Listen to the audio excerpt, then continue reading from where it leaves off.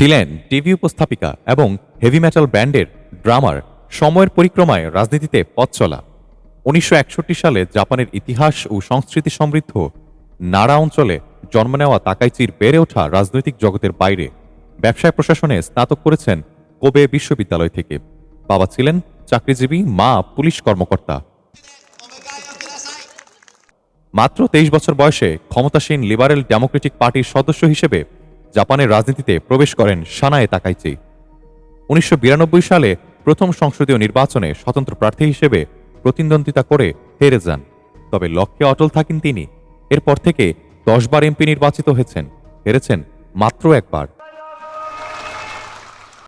অর্থনৈতিক নিরাপত্তা, বাণিজ্য, শিল্প ও শিক্ষা মন্ত্রণালয়ে প্রতিমন্ত্রী ও মন্ত্রীর দায়িত্ব পালন করেছেন তিনি।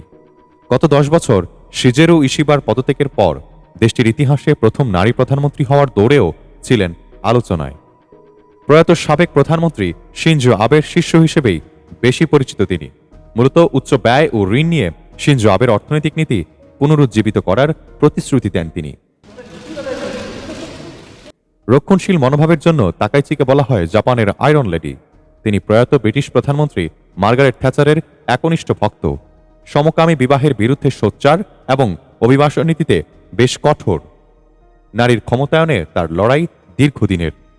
তাইওয়ান প্রণালীতে শক্তিশালী সামরিক বাহিনীর প্রতি তার সমর্থন ছিল চোখে পড়ার মতো।